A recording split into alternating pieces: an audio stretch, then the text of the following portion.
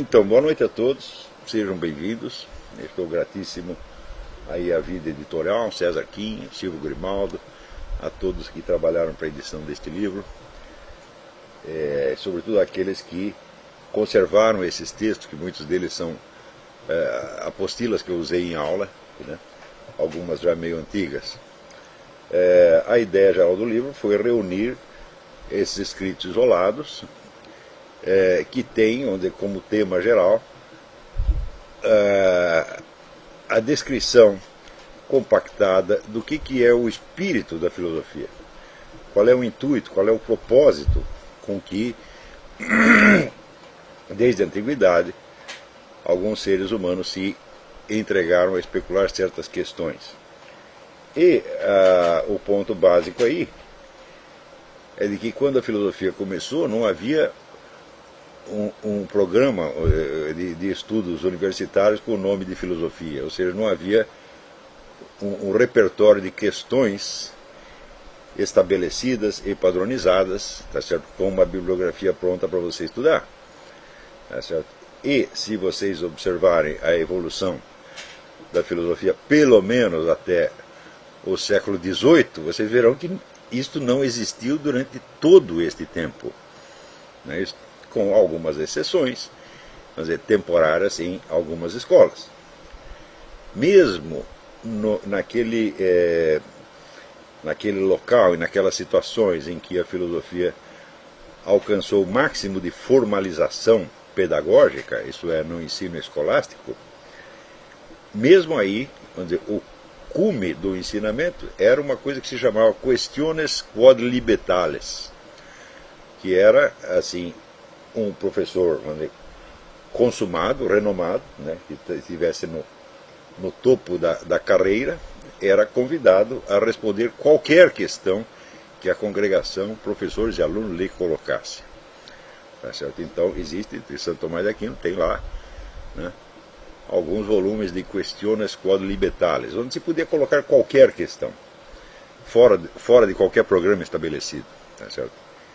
Mas ainda, você também verificará que algumas das obras fundamentais da filosofia medieval não foram escritas dentro de um programa pedagógico pré-estabelecido, mas foram escritas para responder a questões colocadas pela própria situação histórica.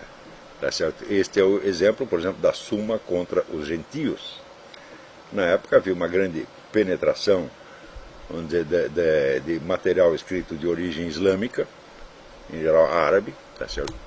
Embora muitas vezes a gente chame de árabes os que eram na verdade iranianos, tá certo? E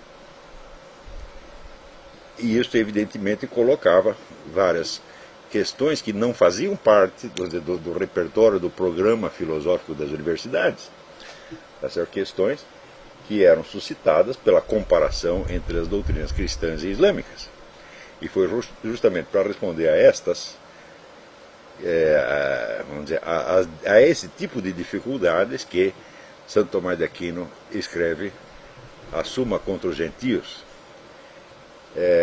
que, na verdade, como, vamos dizer, exposição integral da sua filosofia, é até mais importante do que a Suma teológica.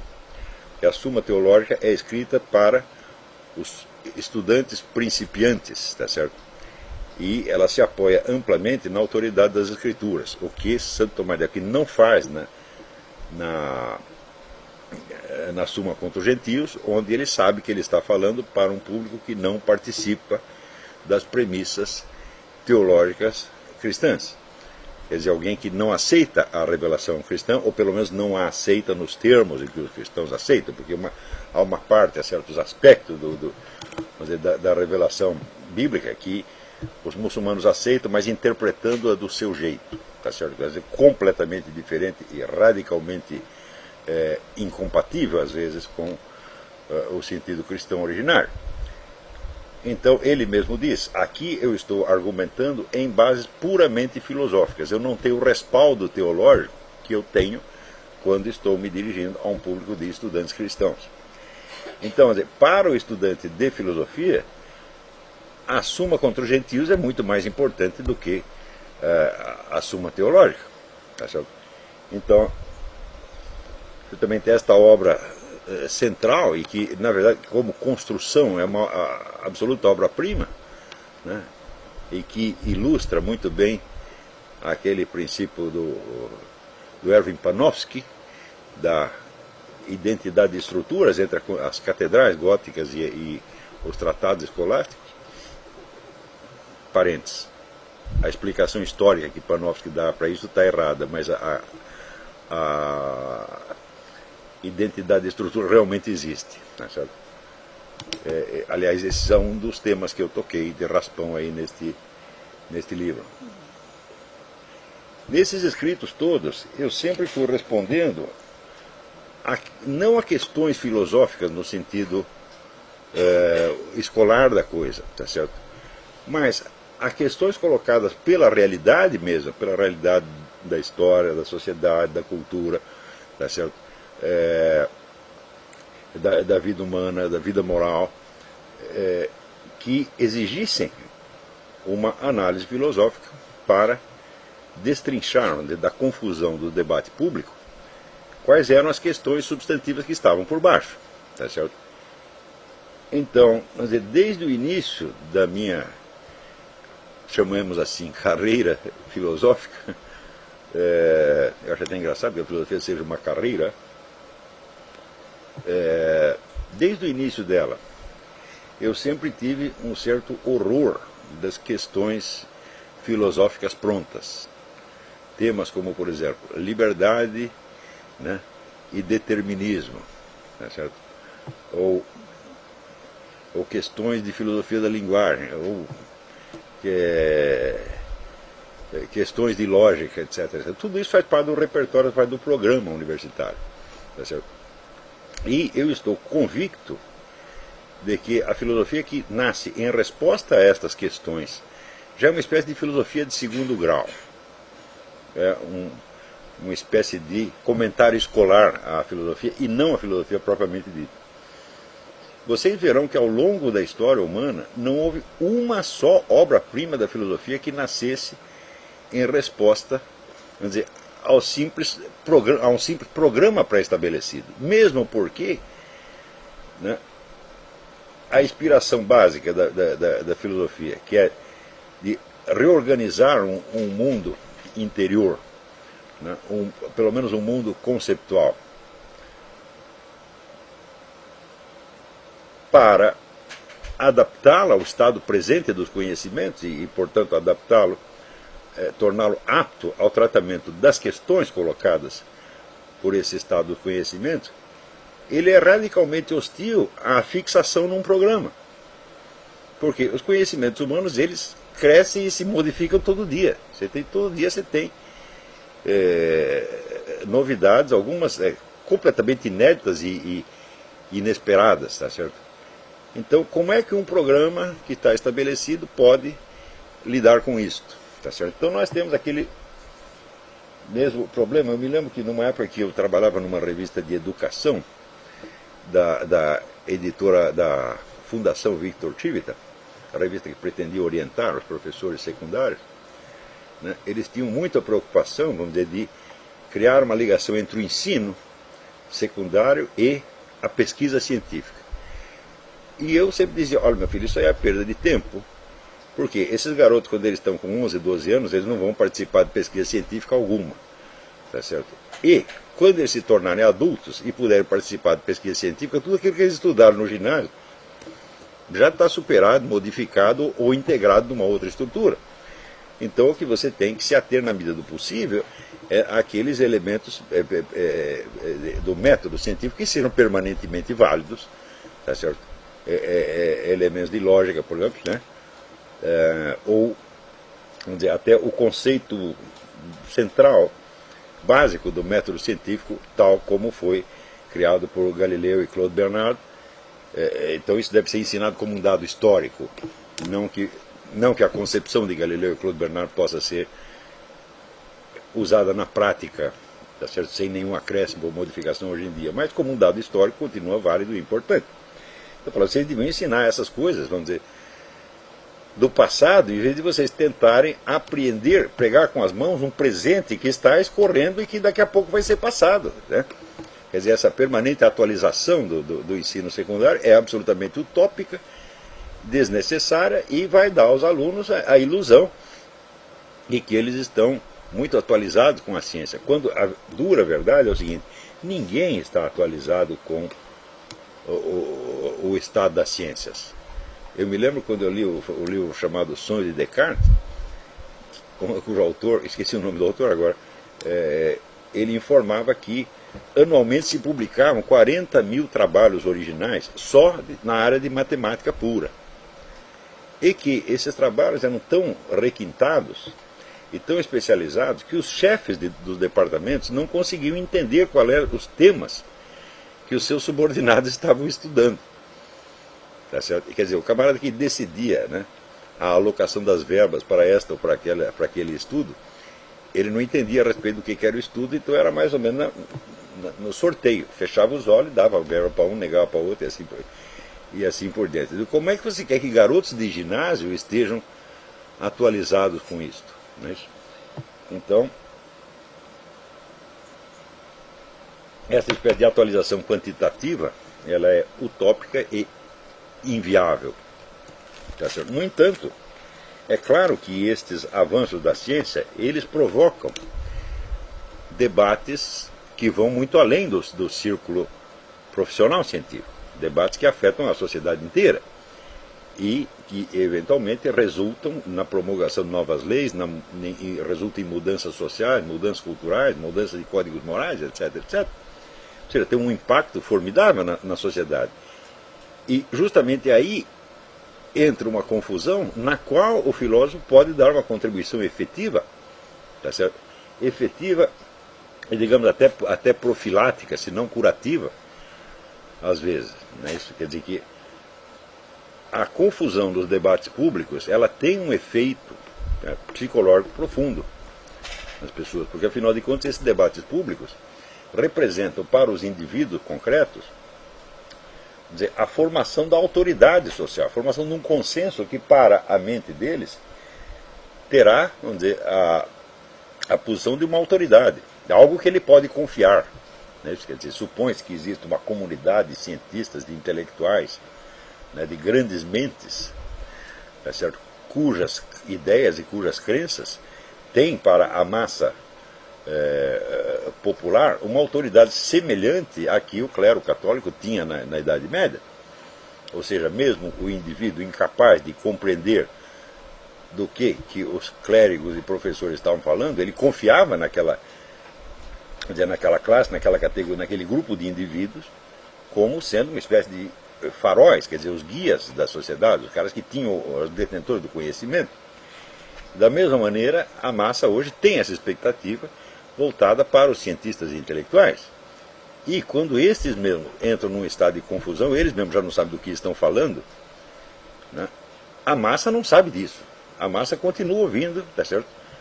Aquela conversa de loucos e atribuindo a ela, vamos dizer, um peso de autoridade que, na verdade, ela não tem, absolutamente. Então, mais do que nunca, é necessário esse esforço permanente de estar esclarecendo essas questões e puxando, né, a conversação pública, desde esse confronto de estereótipos, o confronto, vamos dizer, de símbolos que aparecem nesses debates, até, se possível, as questões fundamentais e substantivas que estão realmente, né, em conflito. Tá certo?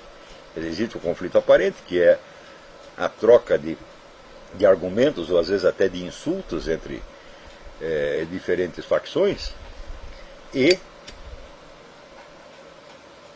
existem os problemas substantivos, quer dizer, dificuldades reais que não foram resolvidas e que, em princípio, teriam que ser resolvidas antes que as questões colocadas ostensivamente nesses debates pudessem ser arbitradas. Tá certo? Então, nesses dias mesmo tem havido, vamos dizer, toda uma polêmica aí, né, a respeito da questão do movimento gaysista versus evangélicos, tá certo? E eu tenho certeza absoluta de que todo este debate está travado em cima de estereótipos que não têm nenhum fundamento na realidade. Palavras que não querem dizer nada, nada, nada, nada. Tá certo? Mas que, para os seus ouvintes e leitores, tem um impacto emocional que se substitui, vamos dizer, à referência real, se substitui aos objetos reais, e que passam a ter, vamos dizer, uma espécie de peso específico. Tá certo? Então,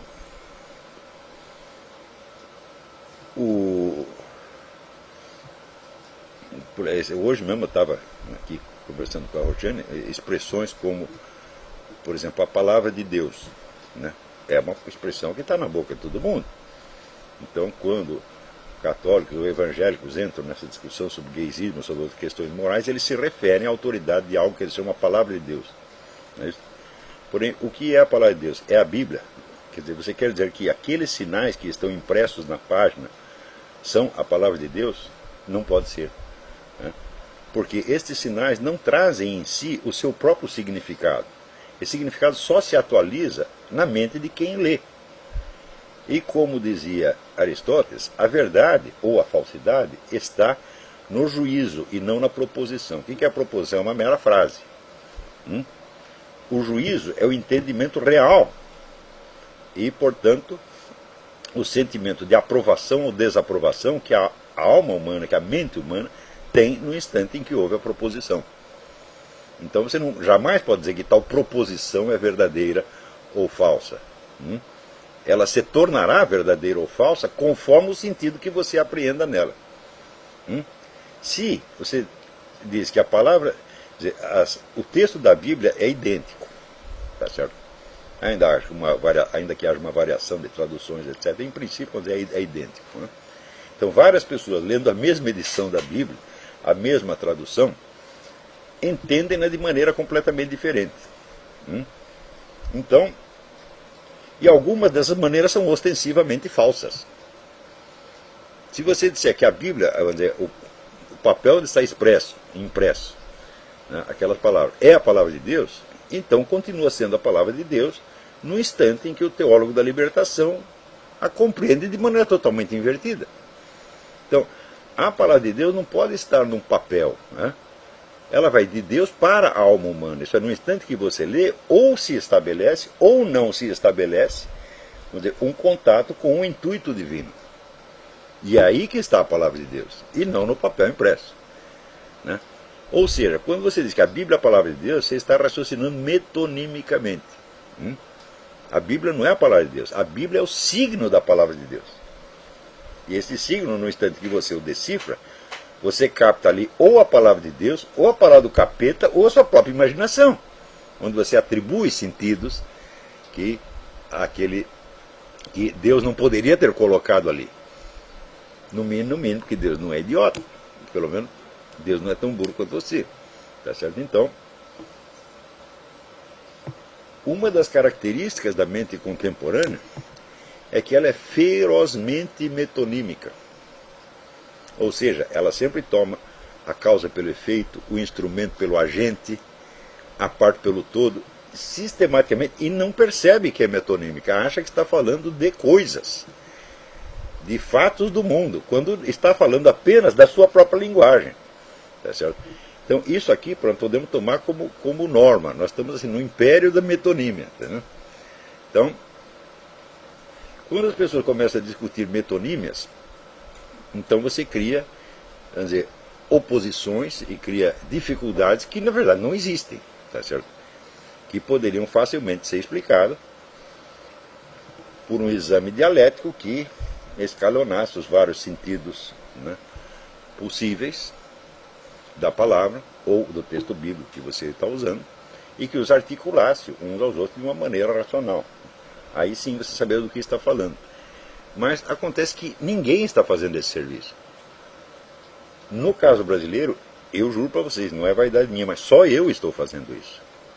Ninguém mais. Todo mundo está interessado em dar opinião e tomar posição, tá certo? Ou então em parecer bonito.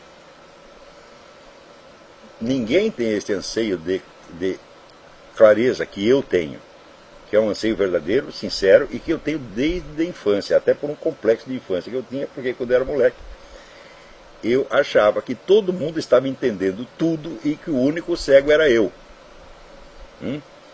Hoje eu continuo tão cego quanto antes, só que agora eu sei que os outros também estão cegos, tá certo? Pobre consolo, não é isso? Isso aí é como você se consolar e dizer, não, tem muita pessoa que está pior que eu. Fala, bom, e o que eu ganho com isso? Não é isso? Quer dizer, eu estou lá devendo 2 milhões de dólares. Ah, mas fulano está devendo 15. Fala, e isso paga a minha dívida? Eu falo, claro que não. Então, mesmo porque a sua dívida não é comparativa, né? A sua dívida se expressa num valor absoluto. Quer dizer, não é 2 sobre 15 que você deve os dois, tá certo? Então, esse também é outro pensamento metonímico, né? Então, o número, vamos dizer, de confusões que a gente observa no debate brasileiro é uma coisa de você chegar a um ponto em que você começa a desconfiar que está realmente num hospício, tá certo? Onde todo mundo absolutamente entusiasmado com as suas próprias crenças e realmente indignado com a crença contrária, mas frequentemente eles não percebem que estão dizendo a mesma coisa ou que estão cometendo o mesmo erro. Tá certo? Então, inclusive na aula do seminário daqui a pouco eu vou entrar em detalhes sobre algumas questões contemporâneas. Mas vocês verão que todos estes escritos que estão reunidos nesse livro, todos eles são suscitados ou por um acontecimento contemporâneo, por um debate corrente, tá certo? Ou por uma questão que alguém me colocou. Se a pessoa coloca a questão simplesmente por curiosidade escolar, eu geralmente não presto atenção.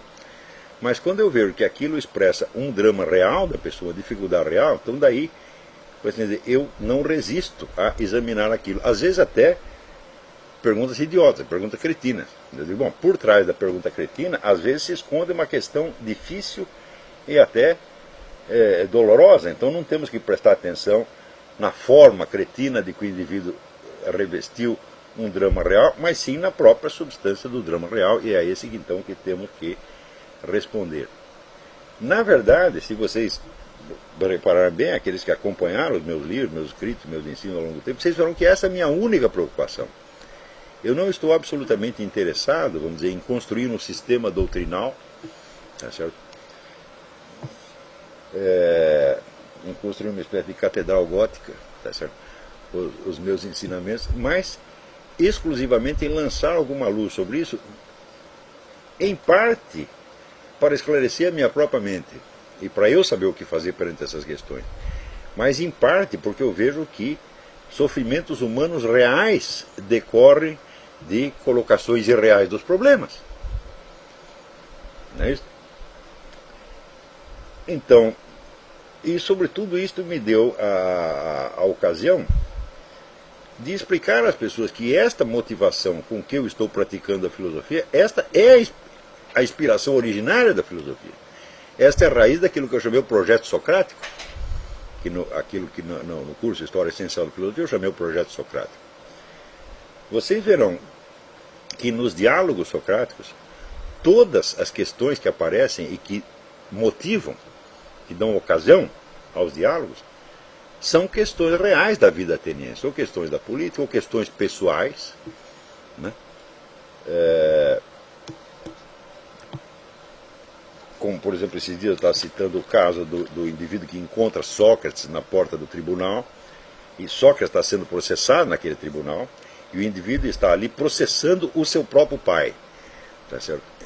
Então se confrontam na prática, na situação biográfica real de Sócrates, duas concepções opostas da justiça. Não concepções teóricas, mas concepções reais que estão orientando as ações efetivas daqueles indivíduos. Porque o interlocutor de Sócrates, ele acredita piamente que ele está ali movido por um sentimento de justiça. E Sócrates, ironicamente, concorda, como diz, na base do médico mandou não contrariar. Mas ele sabe que é uma falsa concepção da justiça, e esta falsa concepção da justiça gerou esta imensa tragédia do sujeito que está processando seu próprio pai. E assim também em outras em todos os outros diálogos. Nunca é uma questão escolar, uma questão puramente teórica. Nunca, nunca, nunca.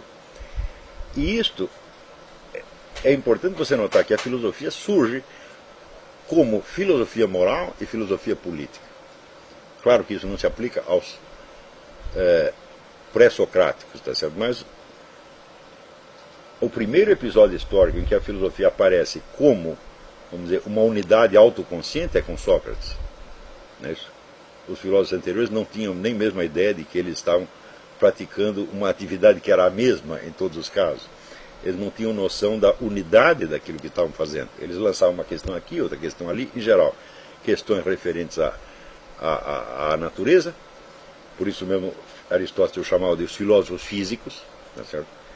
Mas a primeira vez onde você vê a filosofia abrangendo todo o território que se tornará o seu, historicamente, e fazendo isso como uma atividade autoconsciente, que sabe que é diferente das outras atividades intelectuais circundantes, é com Sócrates. Então, digamos, Sócrates é o fundador da filosofia tal como nós a conhecemos, embora os seus antecessores tenham dado peças isoladas para a construção desse conjunto. Então, para saber o que é filosofia, a primeira coisa é ouvir e meditar o que Sócrates está dizendo. E lição número 1. Sócrates não trata de problemas escolares, ele trata de problemas reais, cabeludíssimos e urgentes. Tá certo? E, na medida do possível, procura levá-los até um patamar de clareza que inclui, vamos dizer, o julgamento dessas questões à luz de um conhecimento superior, de ordem, podemos dizer, revelada, tá certo? Ao qual Sócrates tem um acesso muito parcial e momentâneo. Sócrates diz que ele é conduzido por um espírito, tá certo? Que ele chama um daimon, tá certo? Que em certas circunstâncias da vida o impede de fazer certas coisas que são erradas e o obriga a fazer outras que são certas, isto às vezes até contrariando a vontade do próprio Sócrates. O fato de que o daimon contrarie Sócrates mostra que ele não é um elemento da psique de Sócrates. Ele é como se fosse um tribunal de instância mais elevado que toma decisões e as impõe a Sócrates, às vezes contra a vontade dele. Tá certo? Então, digamos que, de algum modo, Sócrates tem um vislumbre das leis divinas que estão acima das próprias leis cósmicas e mais acima ainda das leis da sociedade. Esse conflito, esta dialética entre as leis da sociedade, as leis da cidade e as leis eternas não escritas, é um tema constante que havia aparecido no teatro grego. Tá certo? Então, aparece muitas vezes sob variadas formas, mas aparece sempre de maneira analógica, através de um símbolo literário. Tá certo? Mas em Sócrates isso aparece de maneira explícita, totalmente consciente, e não através de um véu de símbolos. Né? Então, sempre, por trás dos conflitos que agitam a sociedade, existe a referência, às vezes longínqua e nebulosa, às leis não escritas, às leis divinas que seriam a arbitragem final daquilo. De fato, elas são a arbitragem final, mas nós não as conhecemos de maneira total e final. Nós conhecemos, nós as entrevemos. Tá certo? E a prova de que nós as entrevemos é que quando Sócrates, após ter destrinchado as questões,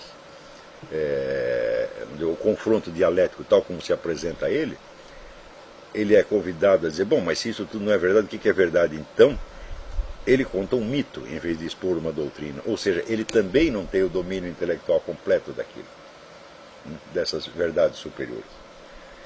Este é um ponto fundamental. Vamos dizer, o acesso a um mundo transcendente das leis divinas é um fato documentado ao longo da história, talvez o fato mais amplamente documentado que existe. Sócrates no alto do Monte Sinai, são os apóstolos recebendo o Espírito Santo, são os profetas do Antigo Testamento recebendo missões divinas, Santa Teresa de Ávila conversando com com Jesus Cristo, tá certo? E não são só santos e profetas que têm esse vislumbre. Hoje em dia você tem documentadamente, são coisas que já deviam acontecer antigamente, mas não havia documentação científica a esse respeito. Você tem milhares e milhares de casos de pessoas que estiveram em estado de morte clínica, sem atividade cerebral ou cardíaca, e que voltam, então, contando as suas visões do céu e do inferno, e reforçando essas narrativas com o conhecimento de fatos que se passavam não no céu, no inferno, mas na terra mesmo, em volta deles, porém em lugares distantes, onde eles nada poderiam ter percebido, nem mesmo se estivessem vivos e acordados. Tá certo? Então, esta documentação é uma coisa tão imensa. Eu recomendo, né, para vocês o livro do Whittle Perry, A Treasury of Traditional Wisdom, onde ele vai mostrando que as experiências de acesso ao mundo transcendente, elas são mais esquematicamente as mesmas em todas as épocas e culturas, independente até da religião do cara. O que acontece hoje também nesses experimentos de morte clínica. Então, bom, isso é uma coisa tão amplamente documentada que negar a existência disso ou explicar tudo isso como fantasia é uma coisa de uma ousadia, tá certo? É como até escrevi recentemente, é um exagero de dogmatismo, exagero histérico de dogmatismo ateísta. Né? Eu falo, não, eu me considero superior a todas estas pessoas que tiveram essa experiência, e eu, sem tê-las tido e sem nem ter estudado o negócio, já posso julgar tudo e dizer que não vale. Tá certo? Mas é evidente, nós não estamos aí para discutir nem com Rodrigo Constantino, nem com o João Ricardo Moderno, com nenhuma dessas pessoas. Nós estamos tentando falar a sério, tá certo? Né? E não tentando, vamos dizer, mostrar com aura como nós somos gostosos, etc. Não é este o problema. Né? A interferência de pessoas puramente vaidosas, de pessoas puramente exibicionistas nesse negócio, é uma coisa de uma imoralidade atroz, porque nós estamos falando de questões que decidem a vida de milhões de pessoas, meu Deus do céu. Então tem que falar com o respeito devido, quase com um temor reverencial, tá certo? E não, vamos dizer, tomando isso como ocasião para você mostrar como você é gostoso e sábio, etc, etc. Então, a existência deste mundo das leis divinas e a possibilidade de um acesso imperfeito e momentâneo a ela é uma coisa tão amplamente mais amplamente documentada na história do que a existência de qualquer personagem histórico. Então, se você pegar todos os testemunhos que existem sobre a vida de Napoleão Bonaparte, todo mundo que viu e ouviu Napoleão Bonaparte em pessoa, tem menos documentos sobre isso do que sobre essas coisas que eu estou falando. Tá certo? Então, na hora que você começa a reunir essa documentação, você diz, não, peraí, este é um fato conhecido da humanidade. Tá certo? Sem contar todo o campo enorme, vamos dizer, dos milagres, tá certo?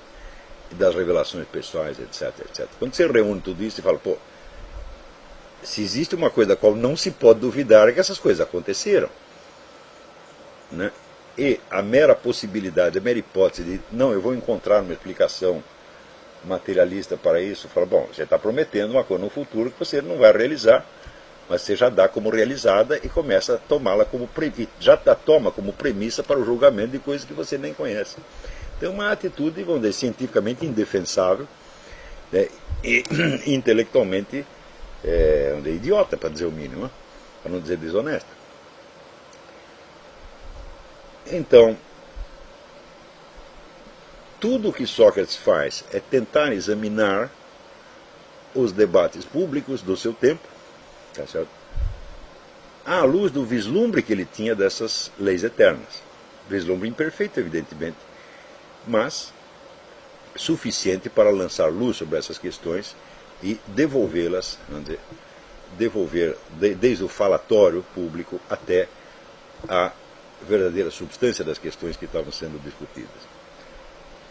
Então, nesse sentido, eu quis praticar a filosofia desde sempre, e foi a isso que me dediquei, tá certo?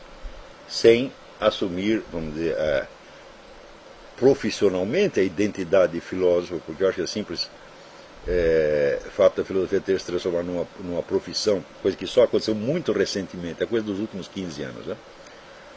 Já é um sinal de degradação extrema. Porque nenhuma formação profissional pode garantir que o indivíduo vai estar realmente preparado para isso. Tá certo? Onde a formação profissional garante que ele está preparado para tratar das questões que lhe foram ensinadas na escola. Mas as questões, por definição, não são as questões reais que estão em conflito no debate público. Tá certo? Então, nestes estudos reunidos, são estudos sobre questões pontuais. Esta questão, aquela. Mas um certo grupo delas, num certo grupo delas, foi possível, então, eu tornar mais explícita esta concepção da filosofia, baseada, sobretudo, no exemplo de Sócrates, Platão e Aristóteles. Então, nesse sentido, nós podemos chamar, vamos dizer, em nosso apoio, o testemunho, vamos dizer, da história da filosofia, historiadores da filosofia. Todos eles sabem que foi entre Sócrates e Aristóteles, passando por Platão, que a filosofia se autodefine como uma atividade autoconsciente, né, e diferente das outras e com uma identidade própria. Então, o que quer que tenha se passado depois na história da filosofia sempre toma como referência este ponto de partida. Mais ainda, você verificará que todos os grandes passos dados na história da filosofia, todos os avanços, por assim dizer, para usar um termo da moda, certo? Na atividade filosófica, eles sempre se deram por um retorno a questões fundamentais e, portanto, por uma recusa de aceitar a formulação consensual estereotipada dos problemas. É o mesmo que dizer que nenhum filósofo jamais tratou das mesmas questões que outros trataram. E por isso, quando vem os professores dizer, não, existem aqui as questões filosóficas eternas, etc. Não, não há nenhuma questão filosófica eterna. As questões estão permanentemente mudando e é justamente em reequacionar, reformular as questões que está uma das atividades fundamentais dos filósofos. Vocês viram que praticamente todos eles começam a sua especulação filosófica dizendo assim, olha, o problema não é esse que vocês estão falando, o problema é outro. E se o problema é outro, não pode ser o mesmo. Então, isso quer dizer que quando você observa ali, por exemplo, Santo Tomás, Duns Scott, eles estão recolocando os problemas fundamentais. Eles não estão partindo, vamos dizer, de uma formulação programática pronta e estereotipada. Não estão oferecendo novas respostas aos mesmos problemas.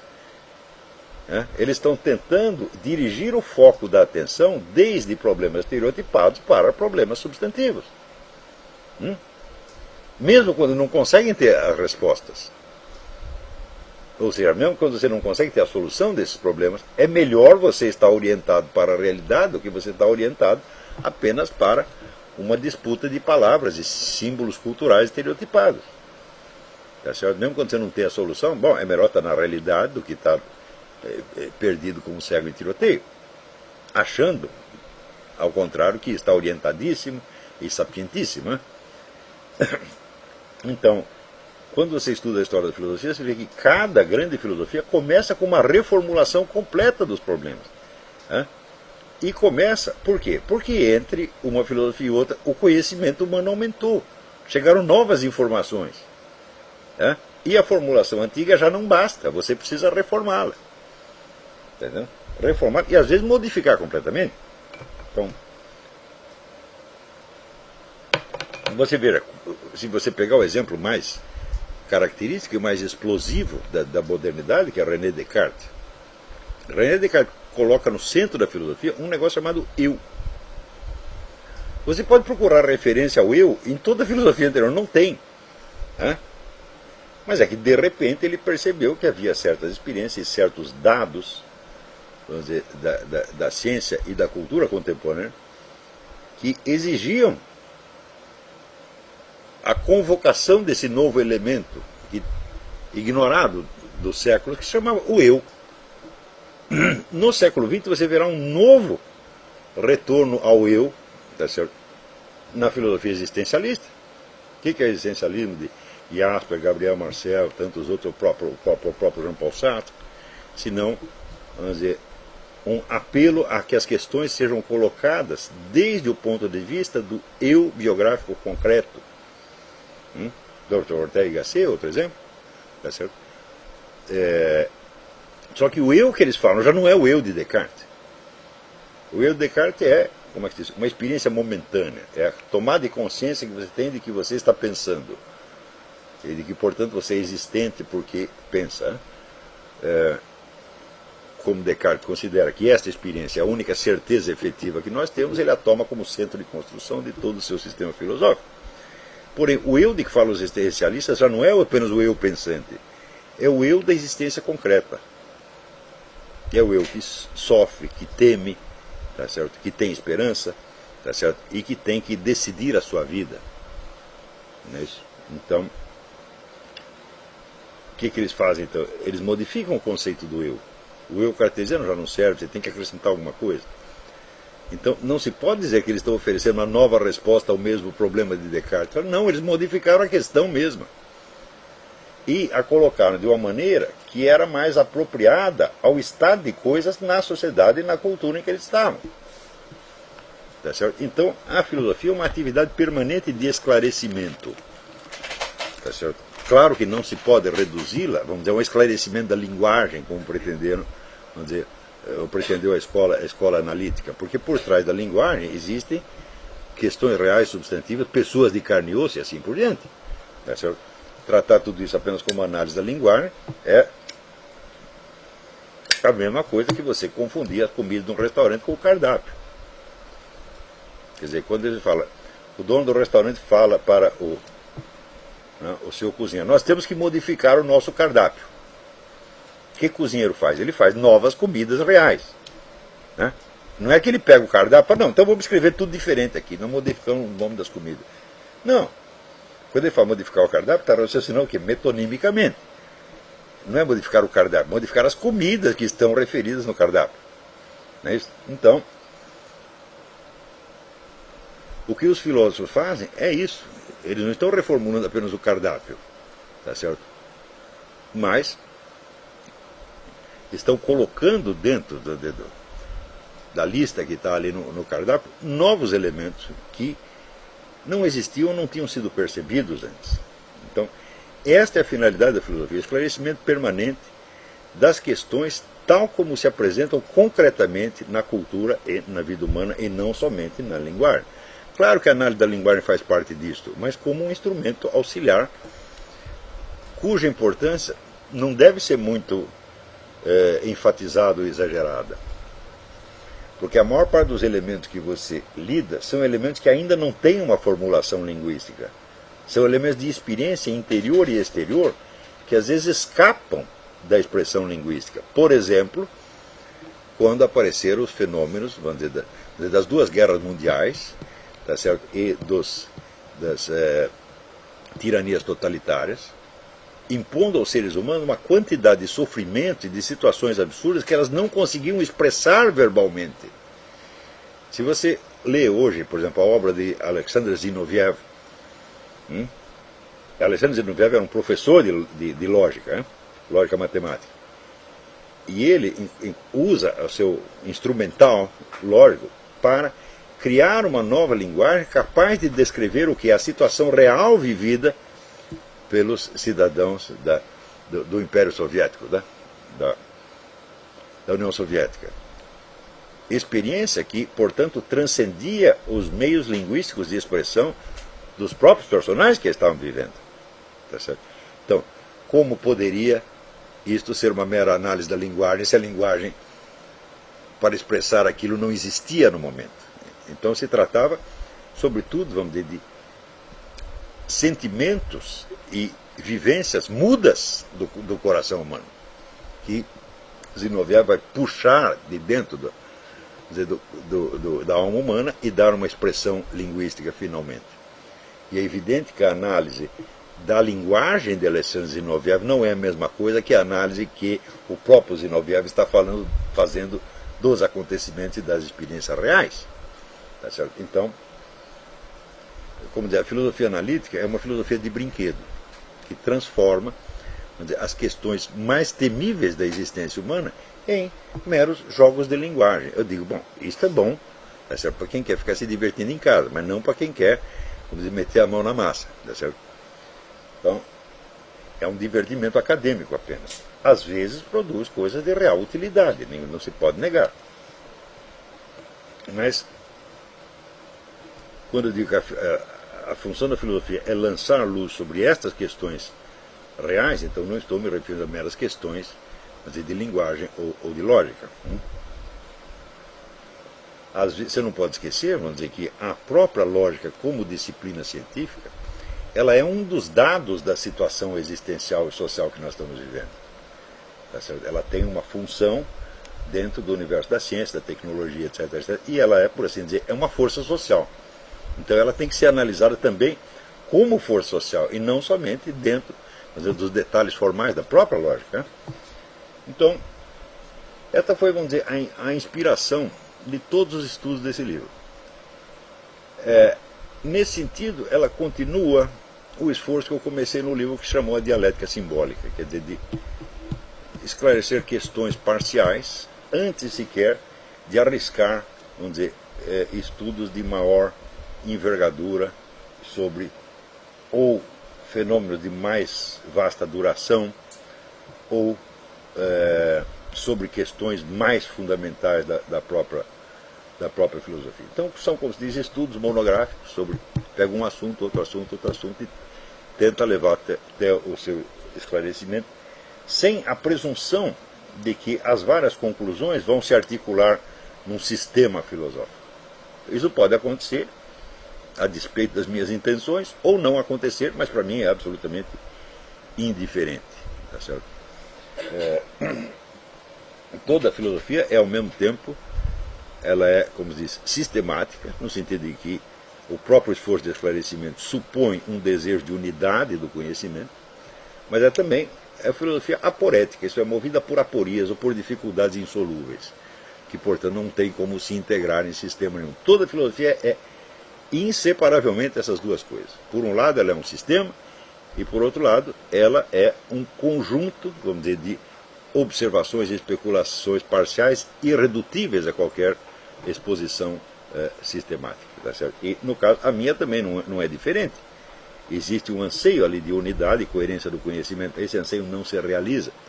Se eu o realizasse, eu seria, como pretendeu Hegel, o último filósofo. Crio aqui o sistema, respondo a todas as perguntas, e daí, depois de mim, né, como disse, o mundo nada mais disse, nele foi perguntado. Existe hoje essa pretensão na chamada teoria geral das ciências físicas, que pretende alguns camaradas acham que articulando física quântica com a relatividade geral, você terá a explicação total do universo. Essa presunção é absolutamente falsa em si mesma, além do projeto várias vezes ter fracassado. Tá certo? Então, entre, vamos dizer, uma teoria geral do universo físico, tá certo, e a resposta a todas as questões filosóficas, o caminho é imenso. Quer dizer, mesmo que existisse essa teoria geral, que a teoria não conseguia, né, e a tentativa de articular as duas coisas às vezes leva a resultados absolutamente decepcionantes, que, como disse o físico Michio Kaku nesse vídeo que eu coloquei em circulação no Facebook, parece que coloca em questão o edifício inteiro da física contemporânea. Ou seja, em vez de a física conseguir abarcar a totalidade dos fenômenos, são os fenômenos que vêm e estouram com todas as explicações físicas existentes. Coisa que já aconteceu várias vezes na história e ainda vai continuar acontecendo, levando à conclusão, como diz o próprio Michio Kaku, de que a natureza é mais esperta do que nós. Então, o anseio de unidade, ele está presente na alma humana, tá certo?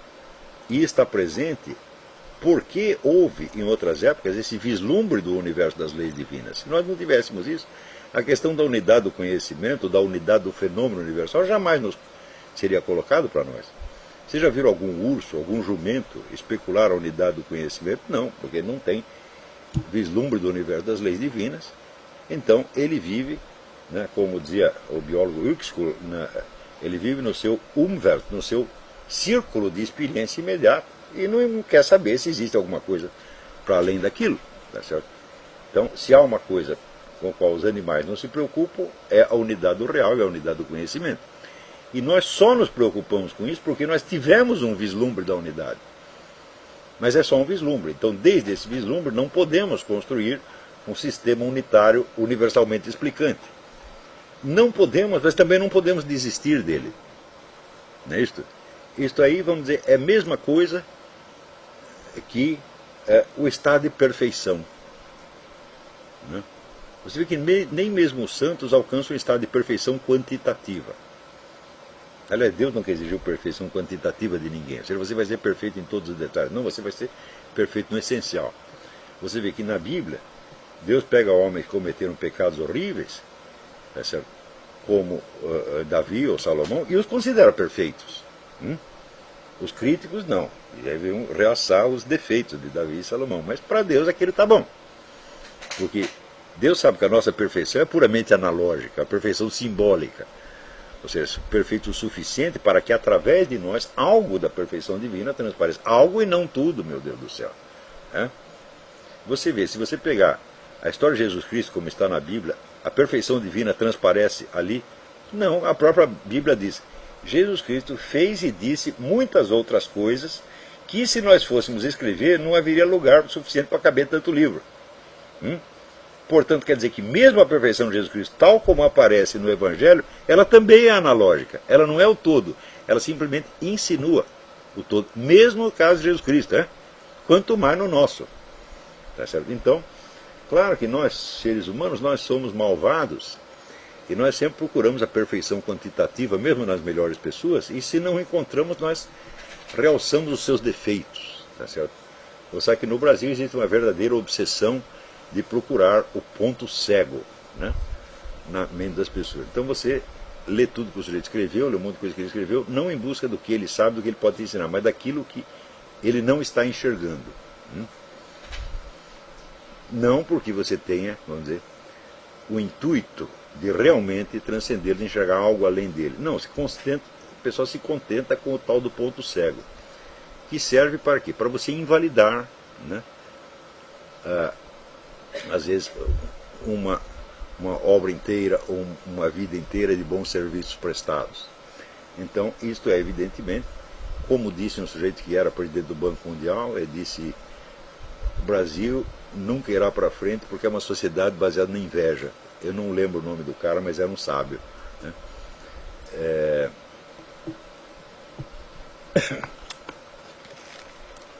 Então,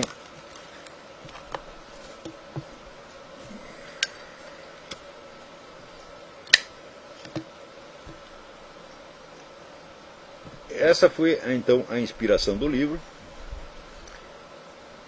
e eu não estranho que muitas vezes perante esses livros, como perante as minhas aulas, conferências, as pessoas tenham a impressão de que certos dramas e dificuldades delas foram curadas ou pelo menos atenuadas, porque este é exatamente, né, o objetivo da filosofia, é trazer a mente, trazer o foco de atenção de volta, vamos dizer, aos dados fundamentais da realidade e, portanto, protegê-las contra, né, o desvario público da luta entre palavras, ou luta entre símbolos, ou da luta entre metonímias contrárias. Ao contrário, os ideólogos, os doutrinários, os agentes do processo político estão sempre tentando envolver vocês nisso, o tempo todo. Para eles é fundamental que você tome as metonímias como realidade, tá certo? De modo a que, para que aquela metonímia se realize, você contribua para o partido, contribua para a igreja dele, contribua para a ONG dele e aumente o poder dele. Esse é o objetivo, tá certo? E também é necessário saber que nenhuma obra válida, valorosa, se fará em filosofia se você tiver uma única pretensão além desse esclarecimento. Se você quiser se tornar, por exemplo, né, o guia, o formulador de um novo programa político para a reforma da sociedade, você terá que apelar à linguagem metonímica e terá que apelar vamos dizer, ao efeito hipnótico, tá certo? De tomar figuras de linguagem como se fossem fatos da realidade, para que as pessoas, movidas por esses símbolos, né, ora metafóricos, ora metonímicos, se armem e se organizem em favor do seu partido ou da sua proposta. Então, isso é incompatível com o trabalho do filósofo. Não dá para fazer as duas coisas ao mesmo tempo. Você tem um dia, você tem que escolher. Quer dizer, eu quero guiar as pessoas para a realização deste ou daquele objetivo social, tá certo? Ou quero, ao contrário, trazê-los de volta para certas realidades fundamentais, desde as quais não é possível, às vezes, formular nenhum programa político, ou religioso, ou ético, ou coisa assim. Tá certo? Quer dizer, o retorno à realidade é o objetivo permanente da filosofia, permanente e final. Não há nada que nós possamos fazer além disso. Isso não quer dizer que, ocasionalmente, você não possa contribuir para uma ou outra causa social, sabendo as limitações dela, e sabendo, sobretudo, que dentro, vamos dizer, da dialética histórica, qualquer tese que você emita, qualquer proposta, tão logo ela se converte em ação humana, ela também se converte no seu contrário. Isso aí foi descoberto por Hegel e até hoje ninguém desmentiu. Quer dizer, o esforço de implantar uma nova política, tá certo? Uma nova proposta, requer, vamos dizer, a condensação, vamos dizer, a cristalização de instrumentos de ação, de instrumentos de poder que modificam retroativamente o sentido da proposta. Isso não quer dizer que eles foram infiéis, eles traíram a proposta. Não, isso é inevitável, isso acontece mesmo. Então, eu vou lhe dar um exemplo. A democracia, todo mundo adora a noção de democracia. Agora, como é que você implanta a democracia? Para implantá-la, você tem que usar de instrumentos que são profundamente antidemocráticos. Não é isso? Então, vamos dizer, a simples ideia de você, de direitos iguais, tá certo? Sim, todos têm os mesmos direitos. Eu digo, mas sim, mas por que o sujeito não tem o direito de ter uma concepção totalmente diferente dos seus direitos? Você nem pode admitir que outras concepções venham distorcer a sua concepção original, e nem você pode excluí-las do âmbito dos direitos que você mesmo está estabelecendo. Então isso quer dizer que a democracia ela subsiste através de um conflito onde os elementos antidemocráticos entram como partes integrantes do processo. E quando as pessoas não sabem isso, quando elas acreditam literalmente nos seus ideais, então elas são cegas e se tornam, por assim dizer, idiotas fundamentalistas. Existe o fundamentalismo cristão, como existe um fundamentalismo gaysista, como existe o fundamentalismo comunista, como existe um fundamentalismo social-democrático, e assim por dentro são todos fundamentalistas. Quer dizer, aqueles que entendem a linguagem, vamos dizer, essas fórmulas metonímicas como se fossem coisas ou realidades, são todos fundamentalistas. Tá certo? Então, quer dizer, quando o Eric Wegelin diz o homem moderno é essencialmente fundamentalista, é isso que ele está querendo dizer. Especificando melhor o que ele quis dizer, eu cheguei a esta fórmula. O homem moderno pensa metonimicamente e toma metonímias como fatos. Espera aí, aqui tem uma pergunta. O pensamento metonímico consiste em você tomar uma expressão que está designando uma coisa indiretamente como se fosse uma expressão direta da coisa. Como, por exemplo, a expressão palavra de Deus. A Bíblia é a palavra de Deus. Fala, não. A Bíblia é o signo impresso da palavra de Deus. Não é a própria palavra de Deus que está presente. A palavra de Deus só se efetivará na alma do ouvinte. Senão, qualquer interpretação que você desse da Bíblia, por mais absurda que fosse, seria também a palavra de Deus. Não pode ser. Então, dizer a Bíblia para Deus é uma metonímia. Está tomando o signo como se fosse a coisa, e não é. Entendeu? Do mesmo modo, o mesmo tipo de pensamento metonímico você observa em todos os debates públicos. Então, vamos dizer, a simples redução, vamos dizer, da metonímia à expressão, vamos dizer, correta, exata e literal dos termos envolvidos, já é um grande serviço que a gente pode prestar à humanidade. Entendeu? Quer dizer, vocês estão indo atrás de bandeiras atrás das quais não tem nada. São sinais de fumaça, eles estão indo atrás de fumaça. Tá certo? E não vão chegar a nada. Agora, o preço disso é, às vezes, você entender que os dramas humanos em torno dos quais se levantam os partidos, os grandes conflitos, etc., às vezes não tem solução. E as pessoas que prometem solução só podem fazê-lo mediante o pensamento metonímico que, vamos dizer, ao atrair, né, como que um ímã, como que ao magnetizar as massas para que juntem forças e criem processos de ação social, produz efeitos que nunca podem ser os prometidos na proposta original. Nunca podem ser. Eles sempre serão alterados. E essa alteração não é uma distorção ou infidelidade, é uma fatalidade da própria estrutura da realidade. Isso quer dizer que a possibilidade real da ação humana é muito menor do que as pessoas imaginam. Então, às vezes, se você percebeu um problema quando você tinha 15 anos, eu digo, bom, quando você tiver 95, o problema vai estar lá inalterado. Porque, do ponto de vista das leis divinas, vamos dizer, da realidade primordial, eterna, né, certo? Esses problemas, eles são a própria vida humana, eles não são defeitos da vida humana, né?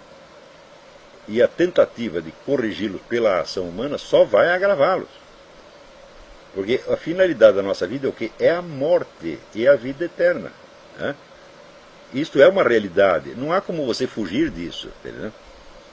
Ou seja, você tentar realizar no plano terrestre coisas que só são acessíveis dentro de um plano de eternidade, e portanto de imutabilidade, tá certo? Sempre vai dar maus resultados.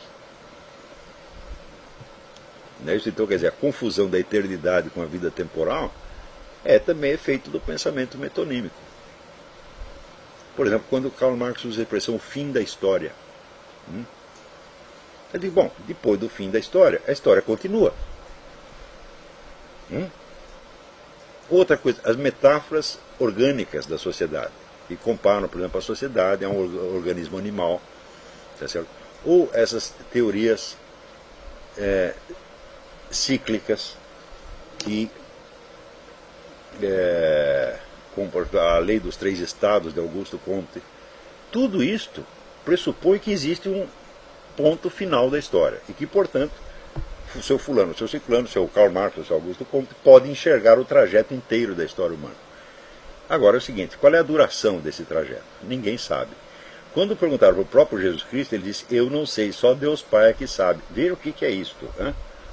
Quem é Jesus Cristo? Jesus Cristo é o Logos, é a inteligência divina. O que é Deus Pai? É o poder divino, é a vontade divina. Então, Jesus Cristo está dizendo que o fim dos tempos será uma decisão livre de Deus Pai. E não uma imposição, vamos dizer, da lógica imanente, imposição, vamos dizer, da própria inteligência divina. Dito de outro modo, Deus põe o ponto final nisso quando Ele quiser. Ele está livre para fazer isso agora ou daqui a pouco. Ou para esperar mais alguns milênios. Então isso não é acessível a uma abordagem racional humana. Então, item número 1 da estrutura da realidade. Não sabemos quanto tempo isto vai durar. Portanto, não podemos conhecer o trajeto inteiro. Sempre tem mais um capítulo. Eu digo, e quando terminar? Eu falei, quando terminar, vem a passagem do tempo para a eternidade, que é uma dimensão ainda mais vasta e mais inimaginável do que o conjunto da história. Então, viver um drama que você não sabe quando vai terminar e, portanto, não pode saber como vai terminar, esta é a condição humana básica. E quem não está preparado para isso, quem quer viver na ilusão de que ele sabe o trajeto, não é isso? Esse já está fora da realidade automaticamente. Quer dizer, todas as pessoas que estão prevendo o fim do mundo, elas não sabem o que estão falando. Né? Porque sinais do fim do mundo têm sido observados, pelo menos, tá certo? Desde, digamos, do ano 40 da era cristã. Aqueles primeiros cristãos, todos não, mentira, quase todos estavam persuadidos de que Jesus Cristo ia voltar no dia seguinte. Ou seja, eles presumiam que eles sabiam algo que o próprio Jesus Cristo não sabia. Entendeu? E eram cristãos, eram pessoas devotíssimas, muito santos. Então, na hora em que alimentam esta presunção, escapam da estrutura da realidade, que é viver na ignorância do fim. E, portanto, na ignorância do sentido total. Não sabemos qual é o sentido total da história humana, mas tem uma coisa que nós sabemos. Se existe uma alma imortal, uma única alma imortal, a duração dela é maior do que a duração de toda a história humana. E, portanto, o trajeto inteiro da história humana, visto do ponto de vista de uma alma imortal na eternidade, será apenas um capítulo da sua história. Então não se preocupe, meu filho, você quer saber o fim da história? Você vai saber. Porque você é necessariamente uma alma imortal. Eu creio já ter demonstrado isso no curso da imortalidade. Não há como escapar da imortalidade. Então, para que você está com tanta pressa de saber o fim, se depois você vai saber mesmo de qualquer maneira? Então, os nossos esforços, por exemplo, de filosofia da história, não devem ser voltados à finalidade de saber qual será o sentido último da história ou quando vai acabar, mas apenas de ajustar o nosso foco à situação real que nós estamos vivendo. Então, todos os trabalhos que eu coloquei neste livro têm esta finalidade. Então, eu creio que isto justifica a sua publicação, né? E até justifica que algumas pessoas gastem R$39 para ler o que eu escrevi ali. Então, novamente, eu agradeço aqui a atenção, a presença de todos. Agradeço a Vida Editorial, ao Silvio Grimaldo, a todos aqueles que colaboraram. Não dá para fazer a lista inteira dos nomes, né, certo? E eu creio que outras coletâneas do mesmo tipo ainda serão publicadas. Tem uma segunda que já está em preparação, chama Conhecimento e Presença. E talvez haja, tem uma segunda, uma terceira, porque a primeira foi a Dialética Simbólica. E talvez haja em seguida uma quarta, antes da publicação de qualquer estudo mais abrangente, como, por exemplo, a questão da mentalidade revolucionária e outros assuntos. Então, é isso aí. Eu encerro por aqui e daqui a pouco começamos a aula do seminário. Muito obrigado a todos e que tudo seja para a maior glória de Deus.